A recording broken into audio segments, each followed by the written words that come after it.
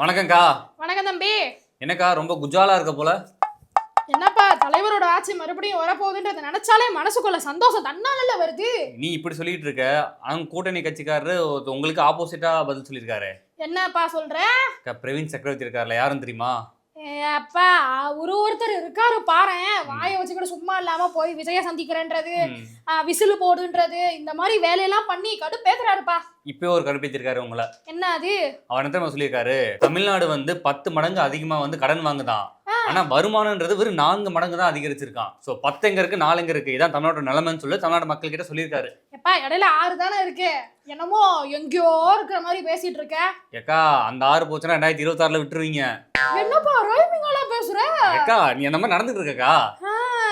தம்பி அவரு வாயை வச்சுட்டு சும்மா இல்லாம தாவேகாக்கு போறேன்ற மாதிரி ஆதரவா பேசிட்டு இருக்காரு. ஆனா செல்வ பெருந்தகையா இருக்கட்டும், ராகுல் காந்தியா இருக்கட்டும், அவங்க எல்லாருமே எங்க தலைவரோட இணக்கமா தான் இருக்காங்க. அதனால பிரவீன் சக்கரவர்த்தி பேசுறாரு, நவீன் சக்கரவர்த்தி பேசுறாருன்னா தூக்கிட்டு வராதப்பா. சரி, இன்னொரு கூட்டணி கட்சிக்காரர் இருக்கார்ல திருமாவளவன். ஆமா, அவர் எப்பவுமே நீங்க தப்பு பண்ணீங்கன்னா உங்களை தட்டி கேட்பாரு. ஆமா, கேட்பாரு. அட்லீஸ்ட் ஏதாச்சும் மீடியா கிட்ட குரலாச்சு கொடுப்பாரு. ஆனா இப்ப என்ன தெரியுமா சொல்லியிருக்காரு, முதலமைச்சர் என்ன முடிவு எடுத்தாலும் அதை மனப்பூர்வமா ஏத்துப்பாராம். எப்பா அவரு கூட்டணி இல்ல, இனிமே கட்சியவே எங்க கட்சியோட இணைச்சிடலான்ற மாதிரி பேச்சுவார்த்தை எல்லாம் போயிட்டு இருக்கு.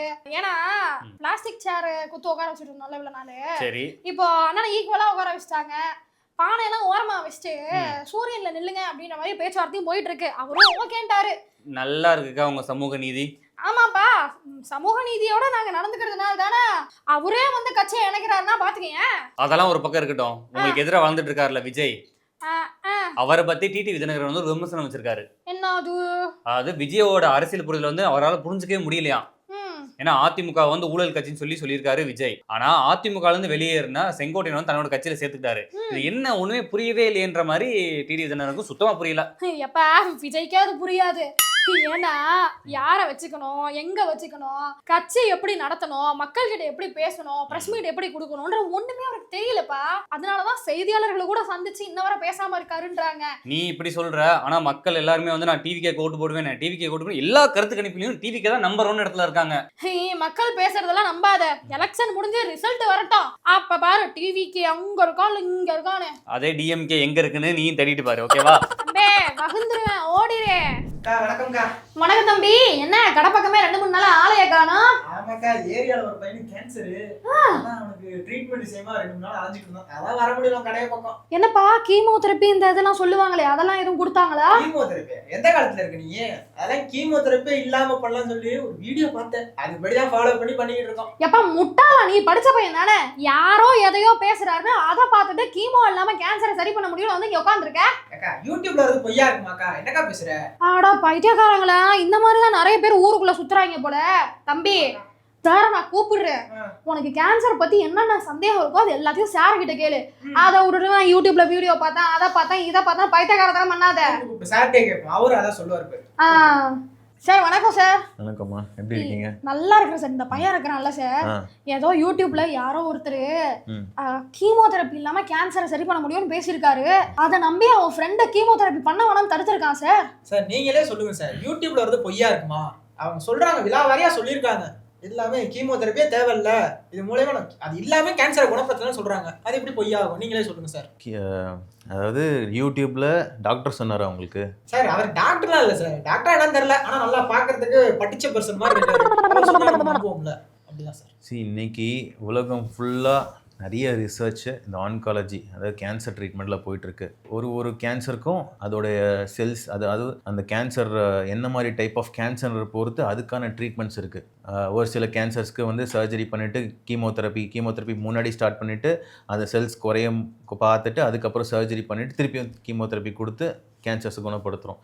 இது எல்லாமே அறிவியல் பூர்வமாக ரிசர்ச் மூலயமா நடக்கிற விஷயங்கள் இது எல்லாமே. ஸோ இப்படி அறிவியல் சார்ந்து தான் நம்ம ஸ்டடீஸ் எல்லாமே இருக்குது. அதை பொறுத்து தான் இப்போ கீமோதெரப்பிங்கிறது ஒரு மருந்து, அதை கேன்சர் செல்ஸை கட்டுப்படுத்தி அதை ப்ரோலிஃபரேஷன், அதாவது அது மல்டிப்ளை ஆகாமல் தடுத்து அப்படி தான் இந்த கீமோதெரப்பி இயங்குது. சரிங்களா? ஸோ என்ன கேன்சருன்றதை கரெக்டாக அதை பார்த்து அந்த ஸ்டேஜ், இப்போ பேஷண்ட் ப்ரெசென்ட் பண்ணுறது தானே இருக்குது. நம்மக்கிட்ட என்ன ஸ்டேஜில் காமிக்கிறாங்களோ அந்த ஸ்டேஜுக்கு என்ன மாதிரி ட்ரீட்மெண்ட் நம்ம கொடுத்தா அவங்க அந்த கேன்சர்லேருந்து வெளியில் வர முடியுன்றதை நம்ம டைப் ஆஃப் கேன்சர்ஸும் இருக்குது. ரொம்ப அக்ரெசிவ் ரொம்ப மோசமான கேன்சர்ஸ் பார்த்தீங்கன்னா சர்வைவல் ரொம்ப கம்மியாக இருக்கும். அது கண்டுபிடிக்கிற ஸ்டேஜ் பொறுத்து தான் இருக்குது.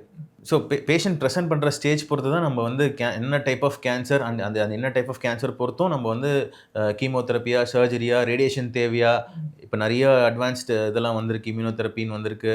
ஸோ இதெல்லாமே பேஷண்ட்டோட கேன்சர் அண்ட் டைப் பொறுத்து தான் நம்ம வந்து டிசைட் பண்ண முடியும். தம்பி கேட்டியா சார் எவ்வளவு விவரமா சொல்றாரு? அதை விட்டு சார் என்கிட்டயும் காமிச்சா அந்த வீடியோவை. அவரு சாப்பாட்டு மூலியமாவே கேன்சர் சரி பண்ண முடியும்ன்றாரு. உண்மையா சார்? அதாவது சாப்பாட்டு இப்போ நம்ம உணவே மருந்து தான் நம்ம முன்னோர்கள் நம்மளுக்கு சொல்லி கொடுத்துருக்காங்க. பட் அவங்களே சொல்லியிருக்காங்க அளவுக்கு மிஞ்சினா அமிர்தமும் நஞ்சுன்னு சொல்லியிருக்காங்க. அப்போ என்ன அர்த்தம்? அளவுக்கு அதிகமா எதுவும் சாப்பிடக்கூடாது, அளவா சாப்பிடணும். நம்ம சாப்பிட்றதுல எல்லாமே இருக்கு. நம்ம உணவு முறையில தான் வந்து எல்லாத்தையுமே நம்ம எடுத்துக்கிறோம். எல்லா இப்போ டர்மரிக் இருந்தாலும் சரி, அதாவது அந்த நம்ம சாப்பிட்ற அந்த ஆகாரத்துல நம்ம உணவு முறையில தான் வந்து எல்லா விதமான ஊட்டச்சத்து இருக்கிற மாதிரி இருக்கு. இப்போ பூண்டு எடுத்துக்கோங்க, அதுக்குன்னு ஒரு ஸ்பெஷல் இது இருக்கு. டர்மரிக் எடுத்துக்கோங்க, அதுக்கு ஒரு ஸ்பெஷல் குணம் இருக்கு. ஸோ நம்ம பார்த்தீங்கன்னா எல்லாமே நம்ம மிக்ஸ்டாக எடுத்துக்கிறோம், பேலன்ஸ்டாக எடுத்துக்கிறோம். ஸோ இப்போ டர்மரிக் வந்து ஆன்டி கேன்சர் ப்ராப்பர்ட்டி இருக்குது. அது எவ்வளோ குவான்டிட்டி தரணும்னு இருக்குல்ல. இப்போ டர்மரிக் நம்ம சாப்பிட்டுட்டு இருக்க முடியாது. பட் நம்ம சாம்பாரில் போடுறோம். எல்லாருமே இப்போ நம்மளுக்கு கேன்சர் இல்லை, பட் ஆனாலும் நம்ம டர்மரிக் சேர்த்துன்னு சாப்பிட்றோம். எதுக்காக சாப்பிட்றோம்? அந்த மாதிரி எதுவும் வந்துடக்கூடாதுன்னு தடுக்கிறதுக்காகவா சார்? அவ்வளோதான். அது நம்ம முன்னோர்கள் நம்மளுக்கு வந்து சொல்லி கொடுத்துருக்காங்க. சமைக்கிறத ஒரு முறையாக சொல்லி கொடுத்துருக்காங்க. It reduces inflammation. பாடியில் ஏற்படக்கூடிய செல்லுலார் இன்ஃப்ளமேஷனை ரெடியூஸ் பண்ணுது. அண்ட் சப்ளிமெண்ட்ஸ் மற்ற ஆகாரத்தில் இப்போ நம்ம சாப்பிட்ற பழ வகைகள்லாம் சரி, நிறைய இந்த கெமிக்கல் நேம்ஸ் எல்லாம் இருக்கு, சொன்னால் புரியாது. ஸோ இதெல்லாமே வந்து பார்த்தா நம்ம சாப்பிட்ற ஆகாரத்திலே இருக்கு. இது வந்து ஹெல்ப் பண்ணும். இப்போ கொரோனா வந்துடுச்சு. நம்ம கொரோனா வந்தோடனே மாஸ்க் போட்டுட்டு உட்காந்துட்டே இருந்தால் சரியாயிடுமா கொரோனா? அதுக்கான மாத்திரைகள் எடுக்கிறோம். மாஸ்க்குங்கிறது ப்ரிவென்ட் பண்ற ஒரு கருவி. கை கழுவுறதுங்கிறது கிருமி நம்ம கிட்ட பரவாம கையில வந்து டச் ஆனா நம்ம அது வாஷ் பண்ணுன்றது ப்ரிவென்ட் பண்றதுக்கான. அது மாதிரி உணவு முறையில நம்ம வந்து கேன்சர்ஸை வந்து நம்ம அதாவது ஸ்லோ பண்ணலாமே தவிர உணவு மட்டுமே எடுத்து கேன்சர்ஸை குணப்படுத்த முடியும்ன்றது கொஞ்சம் கஷ்டம் தான். அதுக்கு கிளினிக்கல் ப்ரூஃப் எதுவுமே இல்லை இது வரைக்கும். சில பேர் பண்ணுறாங்க, நேச்சுரல் ட்ரீட்மெண்ட், நேட்டிவ் ட்ரீட்மெண்ட்ஸ்லாம் பண்ணுறாங்க. பட் ஸ்டில் இருந்தாலுமே அது இன்னும் எவிடன்ஸ் எதுவும் கிடையாது அதுக்கு. அது தெரியாம இந்த முட்டா பையன் அவன் ஃப்ரெண்டை ஆஸ்பத்திரி கூட்டு போகாம என்ன ட்ரீட்மெண்ட் இதெல்லாம் தேவையில்லைன்ட்டு உட்காந்துருக்கான் சார். ஆனா அந்த யூடியூப் கமெண்ட்ஸ் கீழே பார்த்தனே எல்லாம் பாசிட்டிவ் கமெண்ட்ஸா வருது. இப்ப ஒரு சில மக்கள்லாம் பார்த்தாங்கன்னா அது உண்மை நினைச்சு அதே தான் நம்புவாங்க. ஆமா சார், அவன் சொல்றதும் சரிதான் சார். இந்த மாதிரி சில பேர் பேசுறது மக்களுக்கு வந்து இந்த தவறான கருத்தை பதிவு பண்ற மாதிரி இல்லை சார் இருக்கு. கேன்சர்னு வரும்போது அதோட அப்ரோச்சே கொஞ்சம் மல்டி ஃபேக்டரல். அதாவது ஒரு பெரிய சப்போர்ட் ஃபேமிலி சைட்லேருந்து வேணும். கேன்சர் பற்றின புரிதல் வேணும். என்ன டைப் ஆஃப் கேன்சர்ஸ், அதுக்கு நீங்கள் ஒரு ஆன்காலஜி போய் பார்க்குறீங்க, அவங்க வந்து மருந்து சொல்கிறாங்க, இது மாதிரி இதுதான் இந்த டிசீஸ்க்கு இப்படி தான் ப்ரோட்டோகால் இப்படி தான் போகணும்னு சொல்கிறாங்க, அதை ஃபாலோ பண்ணணும். இது எப்போ அதுலேருந்து வெளியில் யோசிப்பாங்கன்னா இப்போ அதுக்கு செலவு ஜாஸ்தி ஆகுது.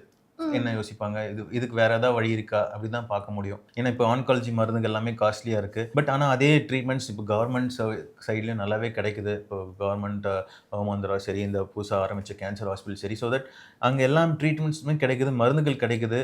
பட் என்ன ஒன்று, நம்பிக்கையும் பேஷண்ட்ஸோட ஃபேமிலி சப்போர்ட்டும் தான். இப்போ எப்படி நம்ம படத்தெல்லாம் பார்த்துருப்போம், HIV வந்தால் வீட்டை விட்டு துரத்துறது, அந்த மாதிரிலாம் படத்தில் காமிக்கிறாங்களே. கேன்சரும் ஒரு விதமான ஒரு நோய் தான். அது பேஸ்ட் ஆன் என்ன டைப் ஆஃப் கேன்சர் எவ்வளோ மோசமாக இருக்குது அதுக்கு தான் சொல்கிறது. எப்பவுமே உடம்பை வந்து ஒரு ஏஜுக்கு மேலே நம்ம வந்து ரொம்பவுமே புஷ் பண்ணக்கூடாது. அதாவது செக் பண்ணணுன்றது, மாஸ்டர் செக் எவ்ரி இயர் பண்ணுறதோ, இல்லை ஒரு மாற்றம் ஏற்பட்ட உடனே போய் தெரிஞ்சுக்கிறதோ, என்ன நடக்குதுன்னு தெரிஞ்சுக்கிறதோ ரொம்ப இம்பார்ட்டன்ட். ஏன்னா அது இயர்லியராக நம்ம பார்க்கும்போது அதுக்கான ட்ரீட்மெண்ட்ஸ் பெட்டராகவே கிடைக்கும். இப்போது ஜப்பான் எடுத்துக்கோங்க. ஜப்பானில் வந்து இந்த ஆட்டம் பாம் போட்டாங்க. ஆட்டம் பாம் போட்டதில் ரேடியேஷன் நிறைய இருந்துச்சு. ஸோ அங்கே பார்த்தீங்கன்னா எல்லாருக்குமே இந்த கேஸ்ட்ரிக் கேன்சர்ஸும் ரொம்ப காமனாக இருந்துச்சு. ஸோ எப்படி அவங்க டெக்னாலஜி டெவலப் பண்ணாங்கன்னா, ஒரு வயசுக்கு ஆகும்போதே அவங்க வந்து போய் செக் பண்ணிக்கணும். போயிட்டு செக் பண்ணி அந்த கேன்சர் செல்ஸ் உருவாகிற ஸ்டார்டிங் ஸ்டேஜ்லேயே பார்க்கும்போது பெரிய ஆப்ரேஷனை தவிர்க்க முடியும். பெருசாக செலவுகள், மருந்து கொடுக்குற கீமோதெரப்பி கூட அப்போ தவிர்க்கலாமே. அந்த அளவுக்கு அட்வான்ஸ்டாக அவங்க போயிட்டாங்க. ஸோ இதெல்லாம் எப்படி கண்டுபிடிக்கிற டெக்னிக்ஸ் இருக்குது. அதை வந்து பயன்படுத்திக்கிற மக்கள் இருக்காங்க. அந்த விழிப்புணர்வு நம்ம மக்களுக்கு இருந்தால் மேபி இன் ஃபியூச்சர் நம்மளும் வந்து கேன்சர்ஸை கட்டுப்படுத்த முடியும். எங்க சார் கேன்சர் வந்தே கீமோதெரப்பி இல்லாமல் சரி பண்ணிடலாம்னு சொல்லிட்டு சுற்றுற ஆளுங்க இருக்காங்க. இதில் எங்கே இந்த விழிப்புணர்வு? மக்களே, நீங்களும் இந்த மாதிரி ஏதாவது யாரோ கீமோதெரப்பி இல்லாம கேன்சரை சரி பண்ணிடலாம்னு சொல்றாங்க, இவனை மாதிரி கேட்டுட்டு மட்டும் இருந்துடாதீங்க. டாக்டரை போய் பாருங்க, அவங்க என்ன சொல்றாங்களோ அதுக்கப்புறம் அதுக்கான ட்ரீட்மெண்ட் எடுங்க. சரிதானே சார் நான் சொல்றது? கண்டிப்பா. அவனுக்கு நல்லா புரியுற மாதிரி சொல்லுங்க சார். போடா உன் ஃப்ரெண்டை போல ஆஸ்பத்திரி கூட்டு போ. ஹாஸ்பிட்டலுக்கே கூட்டு வரேன் சார். போடா. அக்கா வணக்கம்க்கா. வணக்கம்மா. என்ன இட்லி இருக்கா, தோசை இருக்கா, புரோட்டா இருக்கா, என்ன இருக்கு? அம்மா இட்லி கடையில இட்லி இல்லாம இப்ப என்ன பாறாங்கல்ல எடுத்து வச்சிருக்காங்க, தட்டுல போட்டு கொடுத்தா தின்னு செரிச்சிருமா உனக்கு?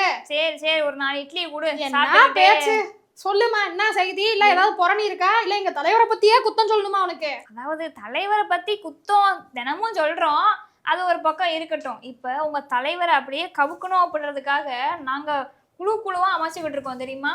ஏது எங்க தலைவரை கவுக்க நீங்க குழு அமைக்கிறீங்களா? என்ன குழு? அதாவது எங்க கூட்டணி ஏற்கனவே வலுவாயிடுச்சுன்னு உங்களுக்கு தெரியும். அந்த வலுவா அக்கா இருக்கா, சொல்லி முடிக்க விடு. சரிம்மா சொல்லுமா சொல்லு. வலுவாயிடுச்சுன்னு உங்களுக்கு தெரியும். நாங்க இப்போ கூட்டணியை அதிகப்படுத்துறதுக்கு முயற்சி பண்ணிக்கிட்டு இருக்கோம். தேமுதிகவே இழுக்கிறதுக்கு முயற்சி பண்ணிக்கிட்டு இருக்கோம். So, அவங்க சேர்ந்தாங்கன்னு வைங்களேன், நாங்க எல்லாம் ஒன்னா சேர்ந்து உங்களை கவிழ்த்திடுவோம். அம்மா அவருதான் எங்க சைடும் சொல்லியிருக்காரு, 20 எம்எல்ஏ இருக்காங்க பாத்துக்கோங்க, அந்த மனசுல வச்சுக்கிட்டு சீட்டை கொடுங்க அப்படின்ற மாதிரி தேமுதிக எங்க கிட்டயும் சொல்லியிருக்காரு, உங்ககிட்டயும் சொல்லியிருக்காரு. அவர் இன்னும் உங்க கூட்டணிக்கு வரன்றத சொல்லவே இல்ல. அதனால பேராசப்படாதம்மா, சரியா? நாங்க மட்டும்தான் இருக்கோம்னு நினைக்காத. உங்க ஆட்சியை கவுக்கிறதுக்கு எந்த பக்கம் இருந்தனாலும் யாருனாலும் ரெடி ஆகலாம். இப்ப வேற ஒரு தகவல் வெளிவந்திருக்கு, கேட்டியா? என்ன தகவல்? நம்ம நாத்தாக்கா தலைமை ஒருங்கிணைப்பாளர் சீமான் இருக்கார்ல, அவரு, தாவேக்கா தலைவர் விஜய் அவர்கள், ராமதாஸ் அவர்கள், இவங்க எல்லாம் கூட்டணி வைக்கிறதா ஒரு பேச்சுவார்த்தை போய்கிட்டு இருக்கான். எதுக்காகனா உங்களை கவிழ்க்கிறதுக்கான். அது அவரு 10 வருஷமா கூவிட்டு இருக்காரு, நான் தான் அடுத்த முதல்வர், நான் தான் அடுத்த முதல்வர்னு. இன்ன வரை ஜெயிச்சது கிடையாது. இந்த இவரு நேத்தி கட்சி ஆரம்பிச்சு இன்னைக்கு முதலமைச்சர் ஆயிடுவேன்னு பேசிட்டு இருக்காரு. இந்த 2 பேரும் ஜோடி போட்டு எங்க தலைவரோட ஆட்சியை கவுக்க போறாங்களா? நல்லா இருக்குமா நீ சொல்றது? அக்கா இருந்தாலும் எனக்கு ஒரு மாதிரி சந்தோஷமா இருக்கு. ஏன் தெரியுமா? ஏன்? எல்லாருமே உங்களை கவிழ்க்கணும் அப்படின்றதுதான் நோக்கமாக வச்சு செயல்பட்டு இருக்காங்கன்னா பாத்துக்கவே. மொத்த பேருக்கும் ஒரே எதிரி, புரியுதா? அதுல இருந்து எங்க தலைவரோட வளர்ச்சி என்னன்றத. உங்க தலைவர் பண்ண வேலையும் அப்படித்தான் இருக்கு. இன்னொரு செய்தி கேட்டியா? என்னது? செவிலியர்கள் வந்து சேப்பாக்கத்துல போராட்டம் பண்ணிருக்காங்க. எங்களுக்கு வாரத்துல 1 நாள் விடுமுறை கொடுங்க, எங்களுக்கு இந்த வேலை அப்படின்றது உறுதியா இருக்கணும், நிரந்தர வேலையா இருக்கணும் அப்படின்றதுக்காக போராட்டம் பண்ணிட்டு தான் இருக்காங்க. சேப்பாக்கத்துல போராட்டம் பண்ணிட்டு இருந்தவங்கள அவசர அவசரமா கைது பண்ணி கூட்டு போயிருக்கீங்க. இவங்க மட்டுமா போராட்டம் பண்றாங்க?